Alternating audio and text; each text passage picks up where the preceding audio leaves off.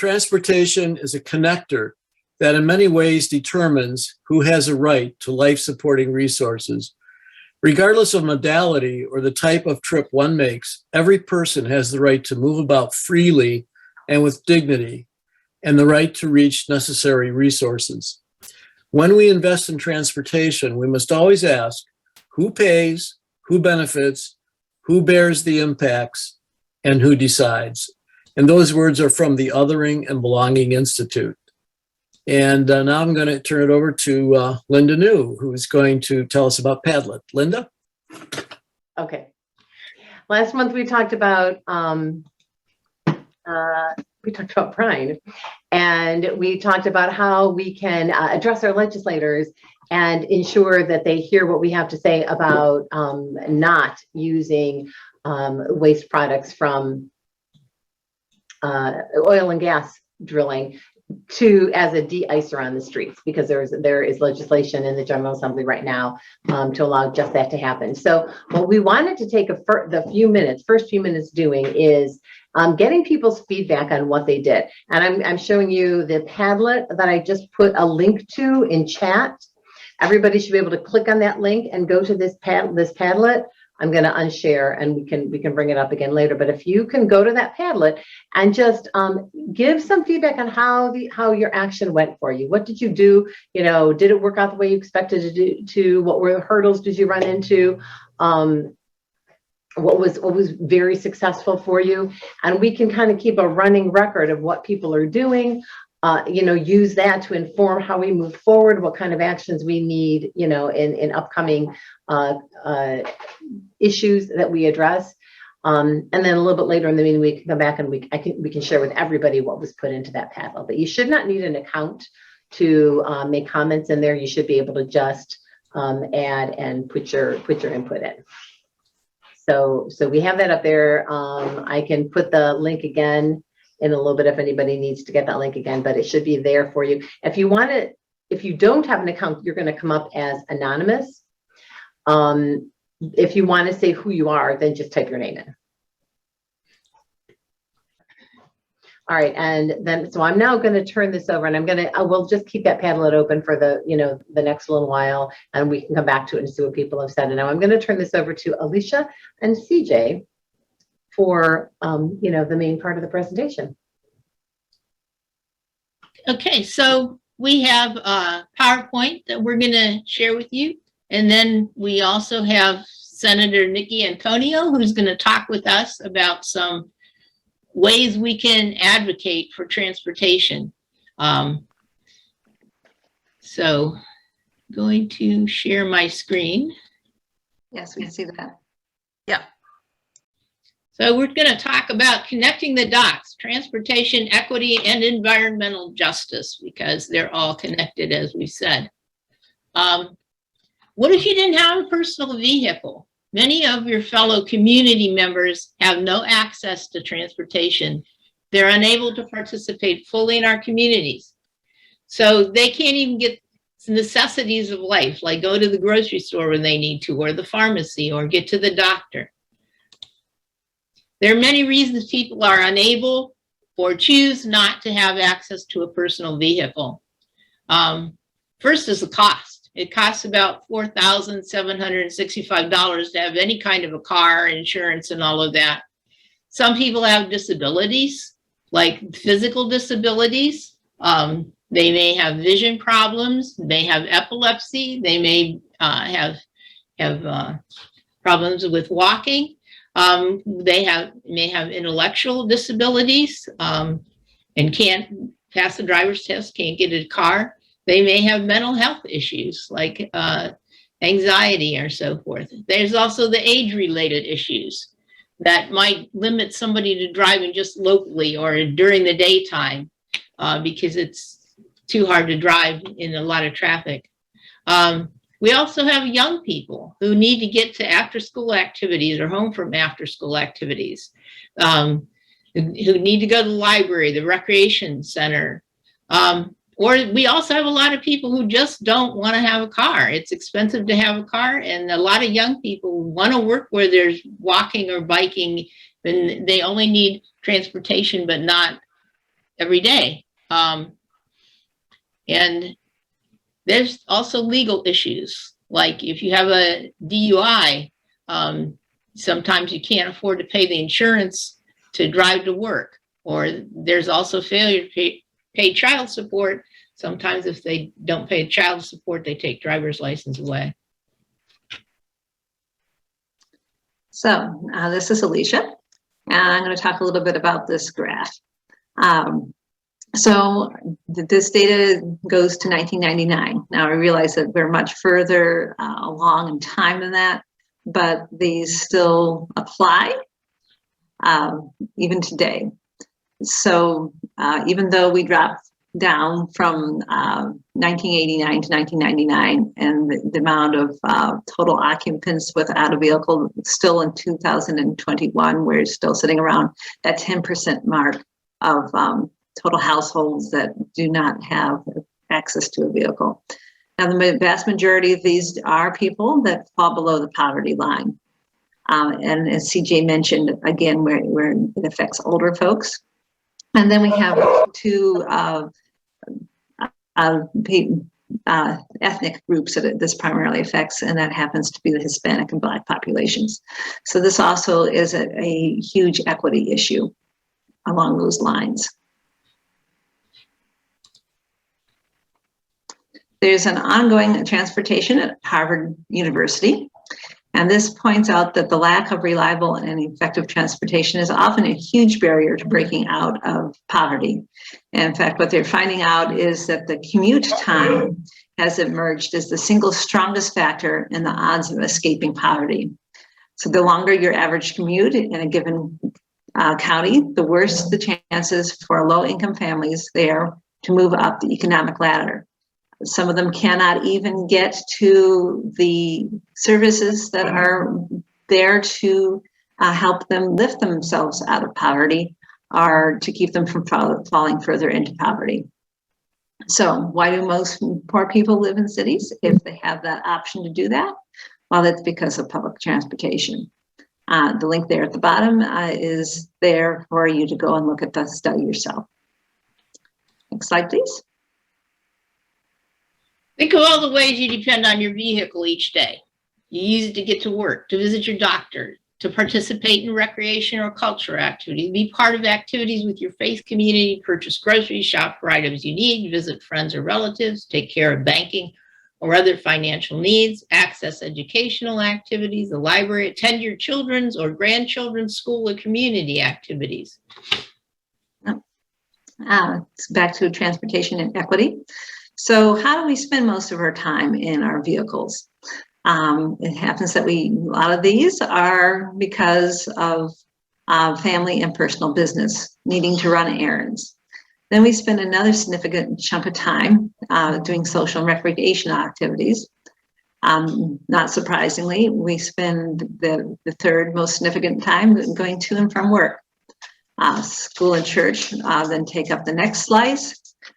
Work related, but not necessarily work. It takes up a smallest chunk there.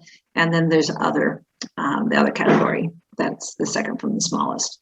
And it's interesting that when we talk about in transportation, a lot of people talk about getting people to work, but there's so much more that you need a car for, you need a transportation for. So when we talk about disabilities in transportation, there are a lot of difficulties for the needed transportation. 12% of people with disabilities have a difficult time getting transportation they need, compared to only 3% of persons without disabilities. This is because the vehicle itself might need adjusting to accommodate somebody with certain disabilities.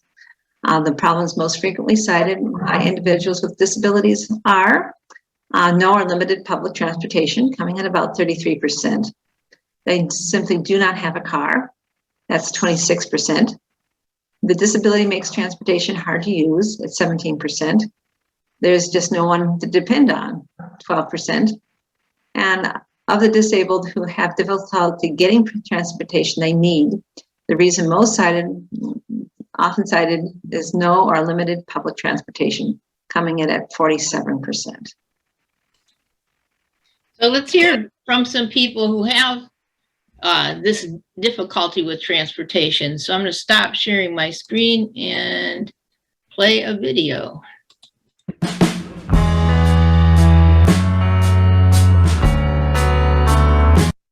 Hi, I'm here with my friend Eleanor, who has had transportation problems for a long time.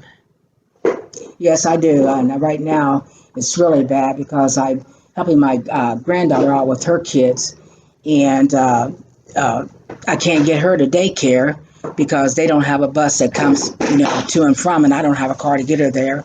If my grandson, if he was to get sick at school, I wouldn't have any way to get him there to get him home or whatever, or get him to a doctor. When I do try to get rides, they tell me that I'm calling too early and I'm supposed to call on a certain day. So I call on that day. And when I call, then they have nothing available. But how is that when you can't even call to set the appointment until that day? Just like now I got 2 loads of laundry I need to do. But now since the grocery stores don't give out quarters, I have to try to find a ride to the bank to get quarters to wash clothes. I mean, it's just little things like that. Not being able to get to the doctor to get, I've had to cancel appointments because I don't have a ride. They don't have a ride on that day. The hospital has a transportation program, but they only take you to doctor's appointment. They don't take you to the dentist, and I need to get to a dentist to have my teeth fixed. So the transportation problem is just horrible here. And we need something, a different system or something to help us out, And right now I cannot afford a car. I need to move to try to get a place for these kids. And wherever I move, I'm going to need transportation, So it's just a real hassle right now. And you've had cars, but I've had a car, but it broke down, and by the time it was parked in front of my old house, the people that moved there didn't have a problem with it, but somebody did. And by the time I got someone to go fix it, they had already towed it. So now I'm carless, so. and your granddaughter or your daughter is living in Columbus, right? My daughter lives in Columbus, and she's working over there trying to get herself together. So she's not able to come over here and help me a lot either. So, she has a car, but, over in Columbus, there's transportation. They got a bus system. There's no bus system here. There's no taxi cab system here. And the taxi cab system here is not available to you till after noon. So if you have an appointment in the morning, you can't get them. So it's just a problem right now. So Okay, thank you for sharing with us. thank you for allowing me to share. Hi, I'm here today with my friend Linda, who has suffered from Licking County's poor transit system for quite some time. She has a MS and has been in a wheelchair for a long time. She's going to talk with us about what it's like to be dependent on transit in Licking County in Newark, Ohio. So Linda, what are some of the problems you've had with transit? Well, right now I'm really angry with them because I think it's their fault that my cancer got too widespread, and now I've just got a death sentence because they said they can't really do much for it. It's already metastasized in numerous places. I'm just wondering how much my cancer spread from March into September with this stupid 2-week wait to get my tests. Why does it take so long? Why is the wait? How is that dependent on transit? Because I could have had those tests a lot closer together. I could have had probably all of them done in a month. How does the transit, why do you have to wait 2 weeks on the transit? How does it work when you ask for transit? You're going to Columbus, right? Yes. How do you get transit? Well, they'll go to Columbus, but you still have to always call ahead 2 weeks. And when you get to Columbus, you have to be ready to come back by 4 o'clock. So if you're appointment with the doctor is a little late, you don't really get to talk to them like you want to. You got to hurry out the door or you're going to be stuck. And what about normally? I mean, you've been riding the transit here in Licking County for a long time. How has it prevented you from doing the things you want to do? Well, a lot of times you know of an event, but you don't know of it 2 weeks ahead. So you just can't go. And Can you tell us about, like, when you want to ride, what do you have to do to get a ride with Licking County Transit? well, I have to call them and then leave a message because nobody answers the phone. You have to wait for them to call you back. You don't exactly know when that will be. And you're only allowed to call them between, I forget how early in the morning, something like 5, I think, until 1 in the afternoon.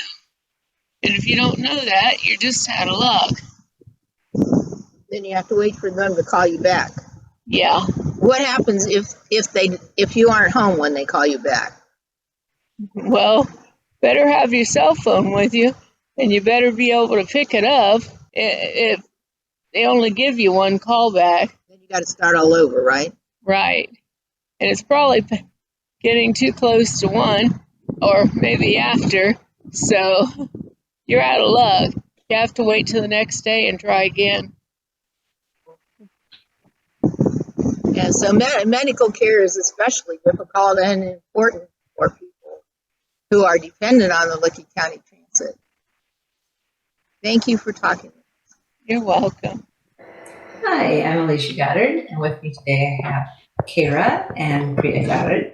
We're going to be discussing some of our transportation difficulties. So first, Kara's going to go ahead and introduce her transportation issues around campus, and then Priya's going to go ahead and talk to us a bit about her transportation issues.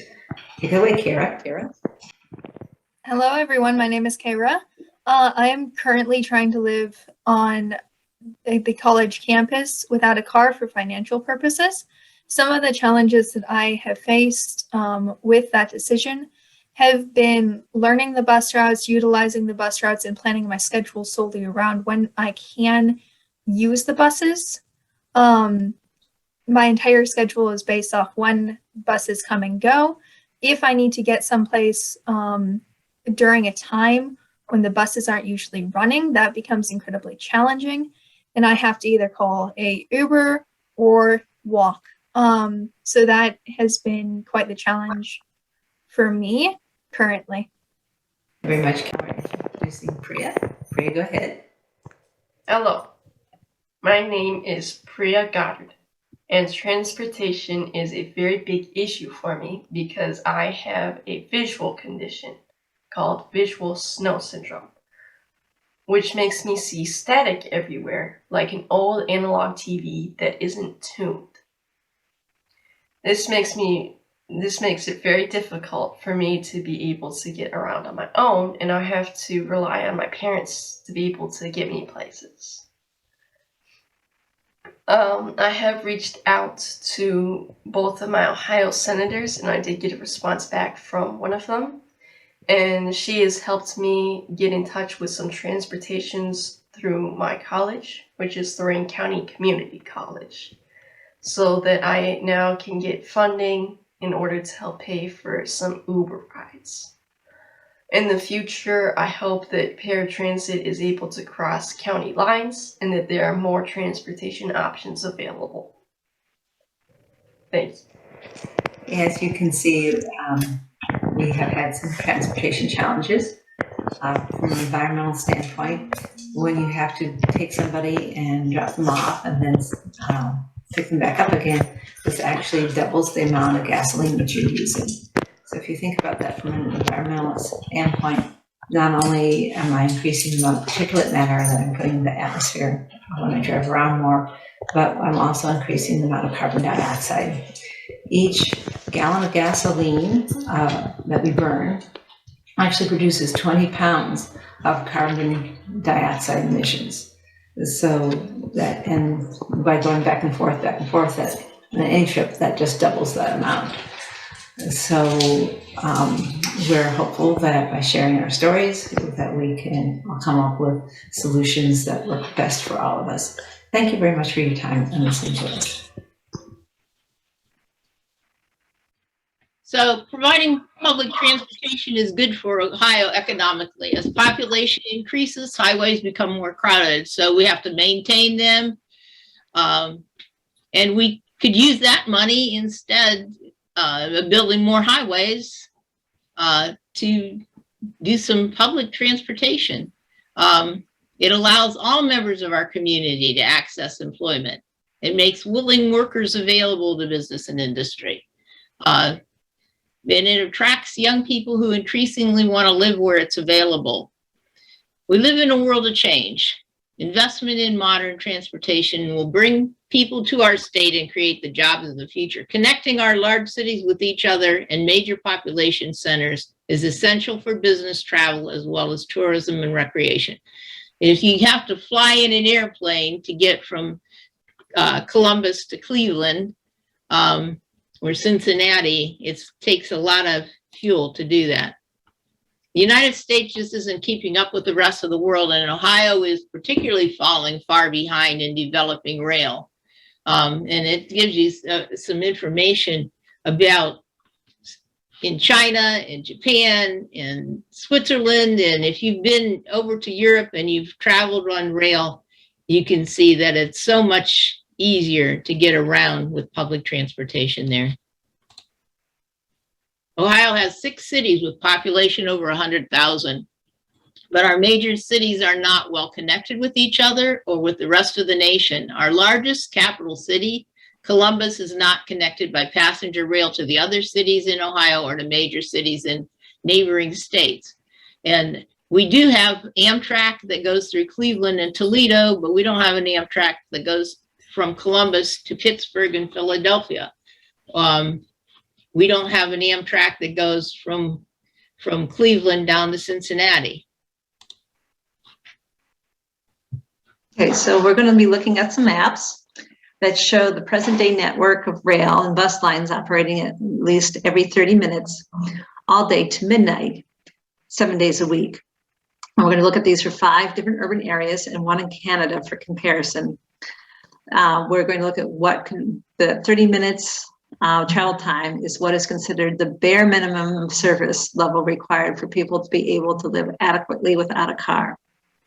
So Columbus does not have a single route that meets the full service standard. And this is per capita. So what per capita means is that if you took all the trips on all the bus and rail lines, the average number of public transportation trips that each resident would take per year. And so below that is the current population of Columbus at around 900,000 people. Okay, and for comparison, we have Charlottesville, North Carolina. It has newly extended its Linux LRT, which helps a bit. So it has more ridership, and it's up to 22.2 riders per capita, and has a population slightly less than Columbus. Slide, please. Then we're going to move out west to Denver, Colorado. Denver has been working on adding rail and commuter rail, but is still struggling because you have to get to the rail, and that's difficult without a car. Its population is even less at around 750,000, but the ridership is greater at 42.2 riders per capita. Now we're all the way out west to Portland, Oregon. Same thing here. People struggle to get to the transportation, despite that it has a large rail system and a very forward-thinking transit culture. And its population is sitting at almost 700,000 people. Washington, D.C.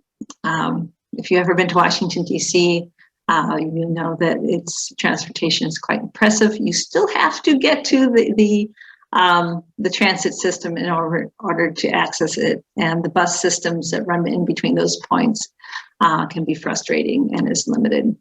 Washington, D.C.'s current population is again sitting around that 700,000 people mark.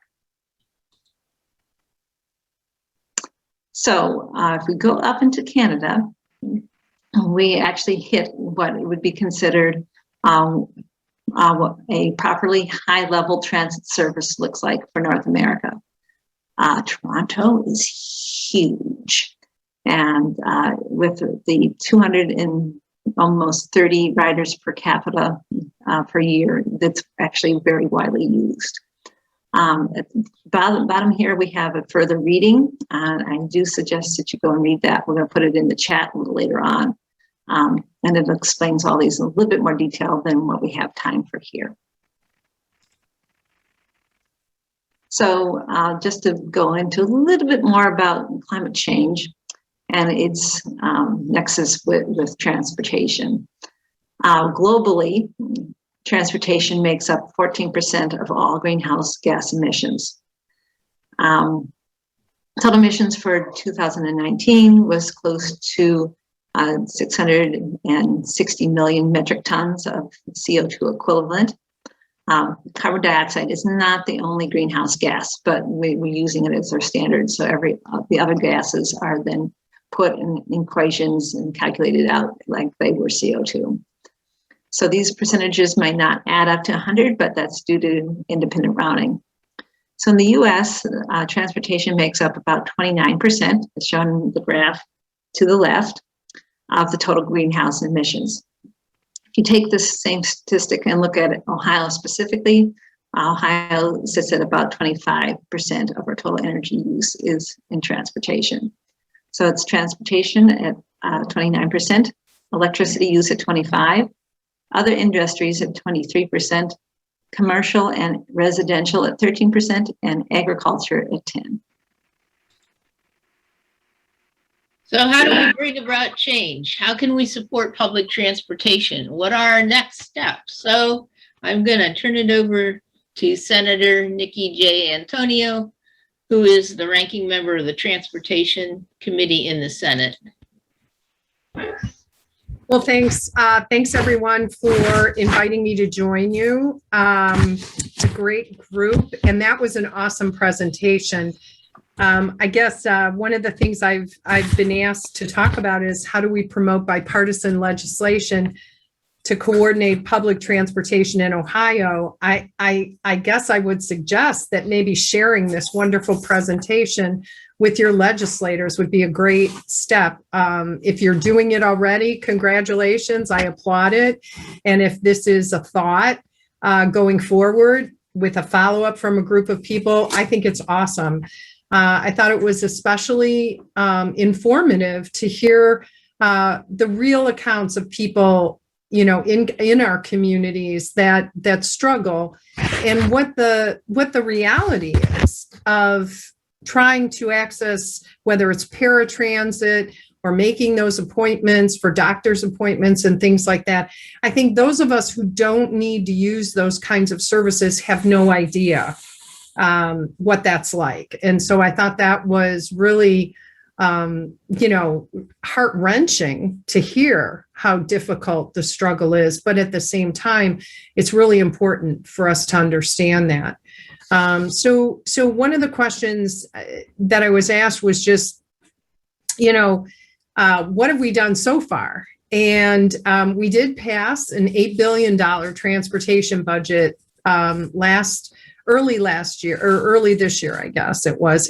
Time is crazy because it seems like it was such a long time ago.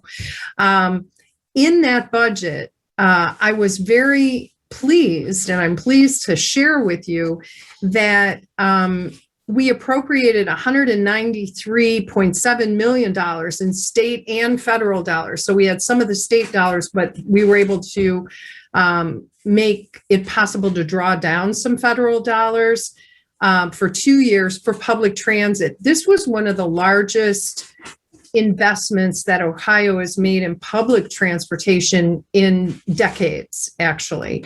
And again, part of the reason why it was possible to do this time around, there was an incredible outpouring of advocacy from around the state. I have a feeling that many of you on this call, if not all of you, participated in some of those advocacy efforts. And it really does make a difference when people let their representatives know, both in the Senate and the House, how important it is for them. They want to see these investments in public transportation for all the reasons that you brought up already. You know, you can't talk about people pulling themselves up by their bootstraps, whatever that means, and getting jobs if they don't have access to public transportation, if they can't get to those jobs. And so, again, I think your presentation really highlights those key issues that we just have to keep pushing for.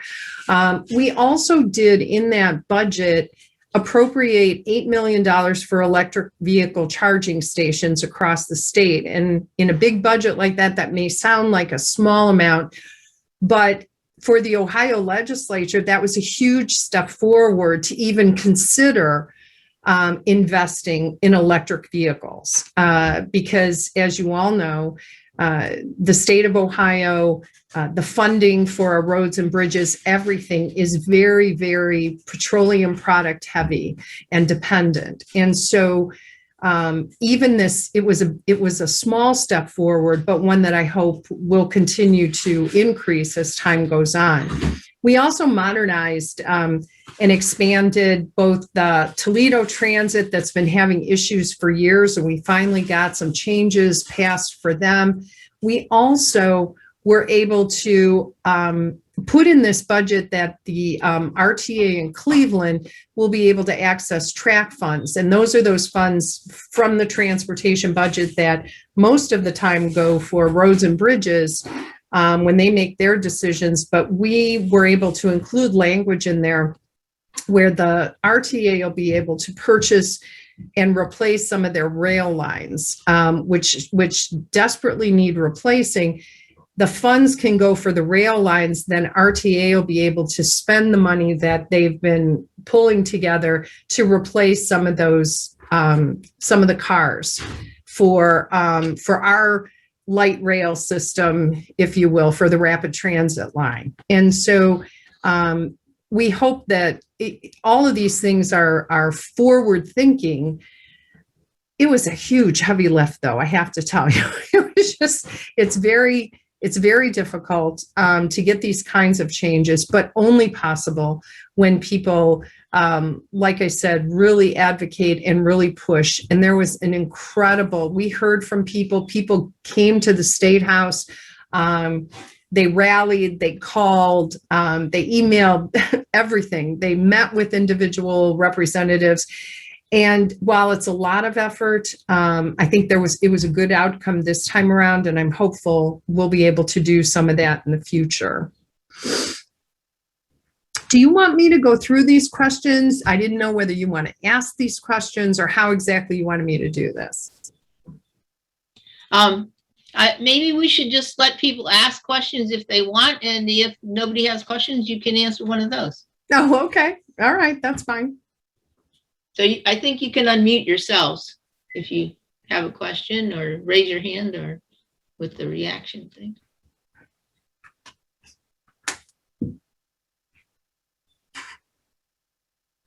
Anyone have a question? Well, while we're waiting for somebody to have a question, one of the things that the presentation made me think about was how desperately I would love to see, and I think many Ohioans would love to see, a rail line that goes from Cleveland to Columbus to Cincinnati. We all know that years ago, a former governor actually returned federal funds that would have gone in pursuit of that kind of transportation system, and right down I-71. I-71 was originally created with the thought that at some point there would be a train going right through the middle of it initially. So I know for a lot of us, it would be the answer on so many levels. I'm sorry, did someone have a question now? Rob or Bob? Bob, do you have a question? Yeah, it's not a question, but I've been a transportation advocate. And at meetings at the Mid-Ohio Regional Planning Commission, they're talking actively about a train from Columbus to Lima to Fort Wayne to Chicago, which is obviously not Cincinnati, Columbus, Cleveland, Right. but it's an equivalent sort of route somewhere else. Yeah. I don't know anything more about it, but you know. And I will tell you, I don't know a lot about it, but hearing those locations, we have two legislative leaders who both live in Lima right now. So I have a feeling that there may be a little bit of influence there, that they'd love to see something like that. Again, I think there's the argument can be made for, and look, why, I don't think it has to be an either or. It would be nice if it was an and, frankly.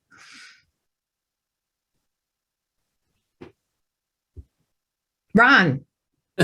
Senator, Senator Antonio, if we can get this infrastructure bill passed in Washington, does the General Assembly have some ideas about how those funds might be used in Ohio?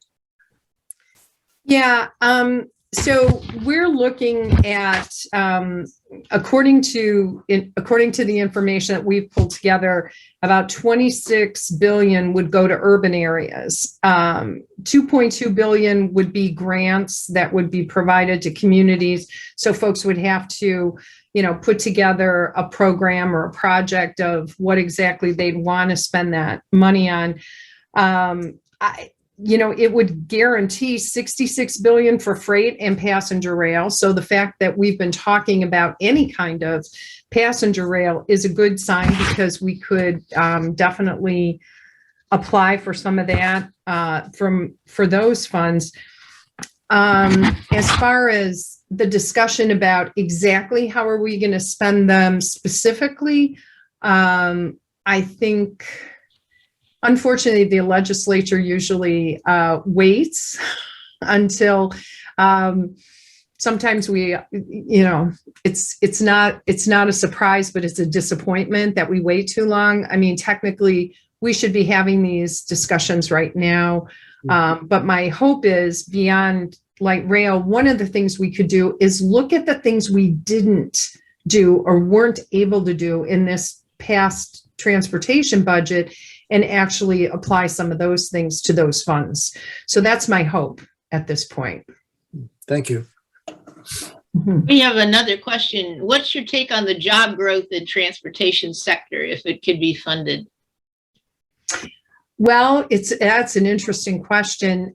We've heard so much from the places where there are jobs that can't be filled. Right now, we're hearing from folks trying to move large volumes of material, truck drivers, and the gap, and the fact that we don't have enough trained folks to drive those rigs across the state and transport. So we know that's one of the areas. But transportation is changing. We know that too. But I think it's an area that can be exciting and really will be there for some folks who may want to use that as their path towards they're good paying jobs. And so that's I'm encouraged by that. One of the things we tried to look at with legislation in the transportation budget is how to get folks trained well to be truck drivers, but get them on sort of a fast track. But I think there's a lot of opportunity going forward in transportation for sure, as it changes. One of the things that I notice is how many different transit authorities there are. There's transit boards. You have urban transit boards, you have rural transit boards, and there's no coordination. Is there any way to kind of combine some of these so we have some coordination? It's interesting. Years ago, I worked with a colleague across the aisle, Kirk Schuring, and we were looking at creating a port authority for the state of Ohio, where there'd be coordination on all of the waterways. And as we transport any kind of freight on waterways, and you bring up a good point, because there is not coordination when it comes to the transit authorities either. Everybody's kind of in their own silo. I think it would be excellent if there was an office centralized office in Columbus that served as a point, as a coordination point. I have not heard my colleagues talk about something like that, but again, in order to do that, we would have to acknowledge that public transit is a priority for the state of Ohio. I don't know that we're 100% there, but we are definitely in a better place now than we were even 2 years ago, with my colleagues on both sides of the aisle acknowledging how important public transit is. I think we have to get to the priority, and then we could get to the coordination. Okay, so that kind of brings us, thank you. Will you stay on to answer some questions as we talk about what we can do? Sure. Okay, so I'm going to share another slide, and we have some things that we would like you to try as far as steps.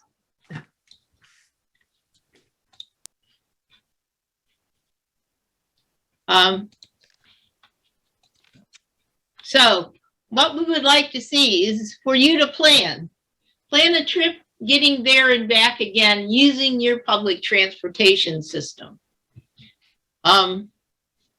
Wherever you're at, try to plan a trip. Plan a trip to the supermarket, plan a trip to the doctor, whatever. You don't have to do it, but just see how it would work to plan it. Contact the legislator to share your insights you gained from looking into that route. Contact the transit board regarding routes, how buses are powered, idling rules, etc. Attend a transit board meeting. There's meetings all over Ohio in these different transit boards. How are resources being used, and look into changes that are needed now in your area, and talk to your transit board. Hey, can I jump in here real quick? Sure. You know, we had some legislators that had talked about including language that would have made it impossible for the public to attend transit board meetings. Ooh. And so just making sure that we have our eye all the time on continuing to have those meetings be open, public, and places where at some point in time there's a forum for the public to be able to share their experiences and concerns with the boards, I think is critical. So I think that's something to add.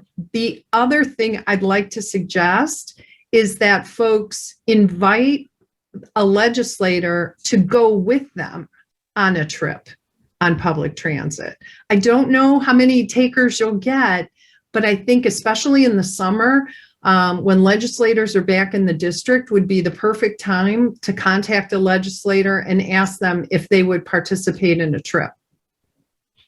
Bob raised his hand. Yeah, what you're talking about is exactly what we talked about yesterday. There was a meeting in Columbus near the Martin Luther King Center about transit justice. One of the people there was a state representative who represents that district. I don't know his name, so I can't tell you who it was, but we were talking about the public meeting with the transit board. There were 2 employees of COTA who were there, and there were a lot of activists and a lot of riders and so on. And the number 7 bus was going by every 15 minutes, which was quite nice. Yeah, I'm going to share this link with the subcommittees, or no, the transit boards. I don't know if you'll be, I hope you can see this. Can you see that? All the transit. I've also posted a link to this in the chat.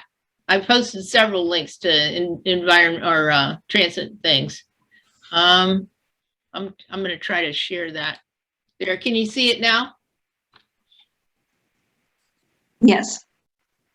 Okay, so you can see all those are urban providers. Then we have the rural transit providers. So that's why it's so difficult.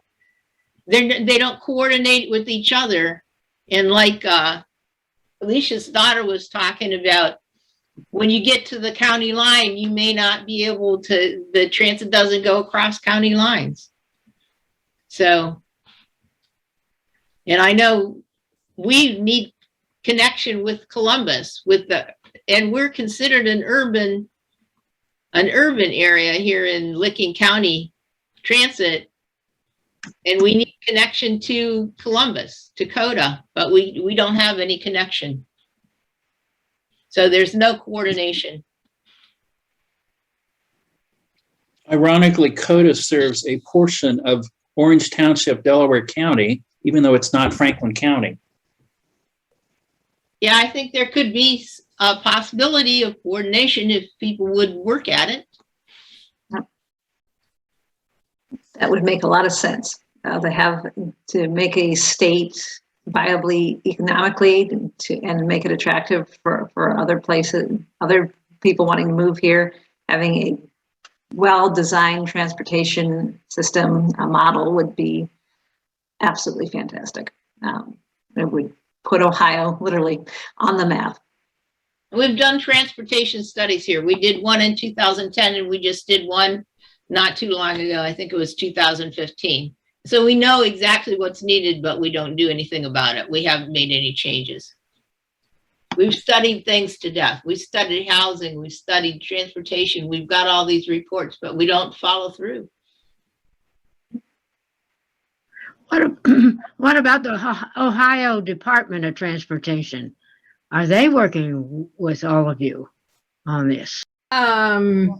So the Ohio Department of Transportation is mostly focused on vehicle transportation. We had some interesting conversations through this whole budget process in terms of responsibility and as far as the connection with public transit. It's a work in progress. I was wondering about that. Yeah. I think of it, that would seem to be a logical body to have. Yes, it would be. In this. Yes. Have involved in this. They should be, right up front. Right. Agreed. I know they are trying to do some things around the state. In these past 3 or 4 years, they've sort of restructured the kind of assistance that they're willing to respond to local communities on. They have regional what they call mobility managers. And like in our case, in Marion County, we are part of a 3-county region for that very thing. And we are working on the mobility manager that we have. And I think they did that because they found it too expensive to pay for mobility managers for each county. See, so now we're all together in groups, and but I was just wondering about, it just seems to me that they ought to be a big part of the attempt to improve the the access to public transportation for people. Sure.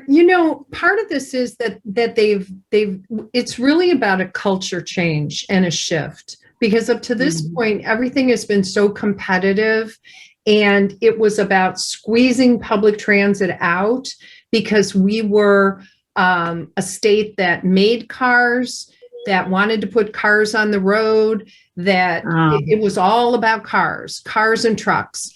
And this shift that's taking place, part of it, again, has been, I think, fueled by the advocates who are speaking out and who are talking about all of the folks who need access to public transportation.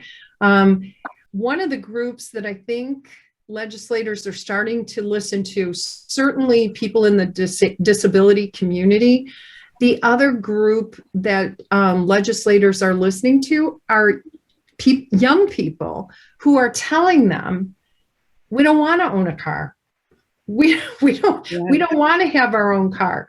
We want good public transportations, and we want systems, not just one bus or one rapid transit or something. We want a system.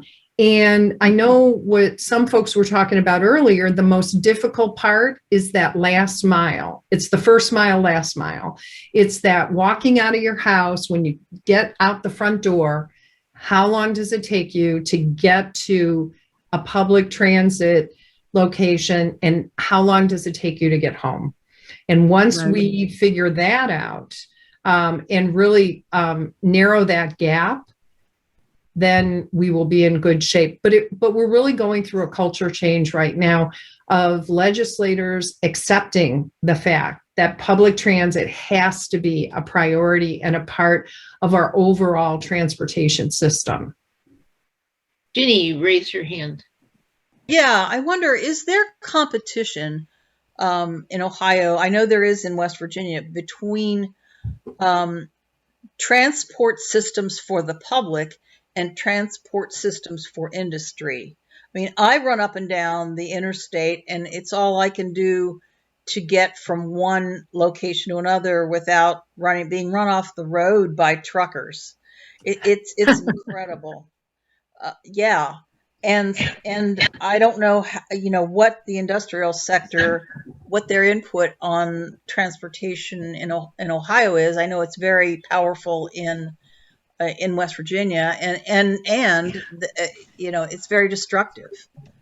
So I could see a rail system in West Virginia. I'm from West Virginia, and I could, and I'm trying to learn from you all. I could see a rail system working very well in West Virginia for the public, but certainly for the industrial sector, it would be a difficult paradigm shift. Or maybe what we need is some kind of coalition that includes them to say, well, get us off the road. I don't know. Because I drive back and forth on 71 from my home in Lakewood down to Columbus every week. And I'm with you on the trucks and just trying to navigate. I had to get a bigger car, so I felt like I could hold my own on the roadway. So I don't know, maybe we need to think about this a little differently and say, help us get some of us off the road and onto a train or something else. Maybe there's a coalition there and a partnership that we haven't thought about before. I don't know. Bob has his hand raised.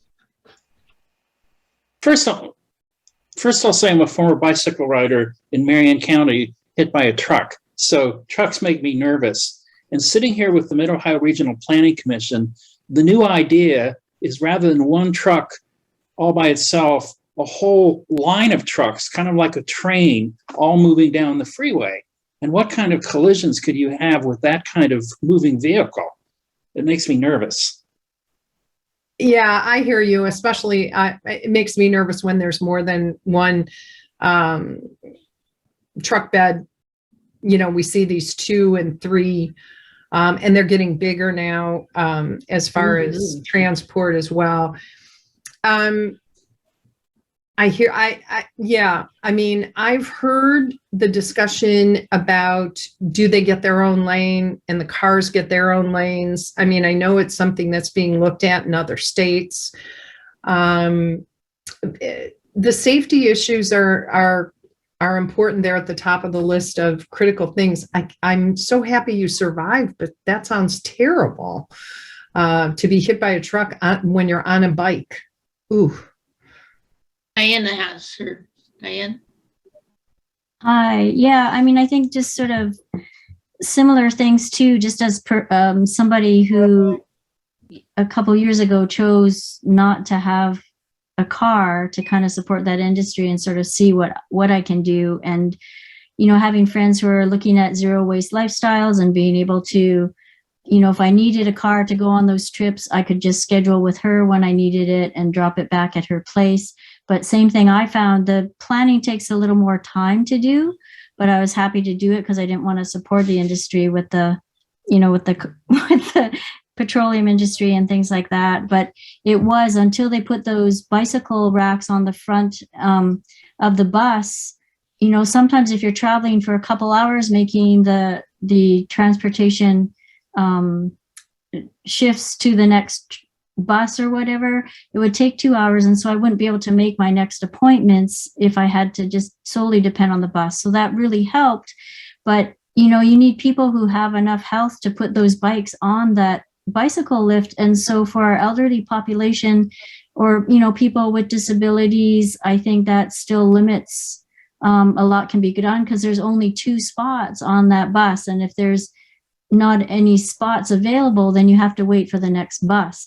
So those are, kinds of things can make it harder if you're looking at scheduling events. But, I have the Care and Share Time Bank, which is, the exchange of time. So if I need, I can arrange for time with somebody for transportation with that. So really looking at these grassroots movement for myself that then really, want to be supporting and facilitating these kinds of things. I don't know if those kinds of things can be worked in, or, a group of your neighbors goes in, they, all 6 of them purchase a car and contribute to the insurance. And then you just have a scheduling thing where you can carpool to work together, or, if you need it for certain activities or vacations or something like that. But, it takes a lot of coordination with people who are more people oriented also, and really wanting to take action where over convenience, over their personal convenience for something greater.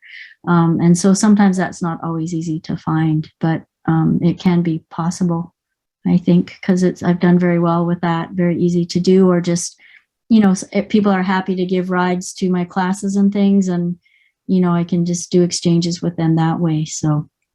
And one of the things that Johnstown in Licking County is thinking about having being a mobility hub and having all kinds of things, including electric charging stations and an app that would help you find rides and so forth. So that's one way of coordinating. But like you said, it's a culture shift. And one thing is to try to, it's a matter of promoting public transportation too. Once you have it, you have to get people to ride it. So I think, and I'm really glad, I'm sorry, I didn't mean to speak over you. I'm really glad that Diane, that you brought up those racks on the front of the bikes. I'm old enough to remember when that was some far out idea that some bike riders had, and they pushed until they got a pilot. And then once they got one of those racks on a couple of the buses in Cleveland, then all of a sudden and they kept pushing and they kept advocated. They show up at meetings. They would have massive groups of bike riders show up. It really took a lot of folks and a lot of advocacy, but they moved the needle. And I think if anything else, you're right. It's not enough. It doesn't help everyone. But I look at that as a symbol of what's possible when people actually advocate, and they were relentless, and it took a number of years to finally get it done. So thanks for bringing it up. Yeah, I'm glad they did, because it's what made it possible for me to do things, because that way it opened up more bus routes to me, because because then I have that ability to ride on either end, the beginning or the end. And so that's what made it possible. Otherwise, I wouldn't have been able to make any of those events and participate. Yeah. That's great. Okay, I think our time is up, and we thank Senator Antonio for coming to be with us. And we encourage you to take some action. Call your legislators, take them on a ride, like she suggested. I would love to do that. We have some closing words, Linda. Yes, we do. So in closing, we, just in honor of the hard work and the uphill battle that everybody is facing, one way to look for inspiration is through, in the natural world. So the quote is from Rachel Carson. Those who contemplate the beauty of the earth and find reserves of strength that will endure as long as life lasts, there is something infinitely healing in the repeated refrains of nature, the assurance that dawn comes after night and spring after winter. Thank you. Thank you all for coming. Thank you. And Thank let us you. know what you managed to do with these steps. Thanks for having me. Bye-bye, everybody. Thanks for your Bye. work. Thank you for being here. Thank you. Thanks. Thank you.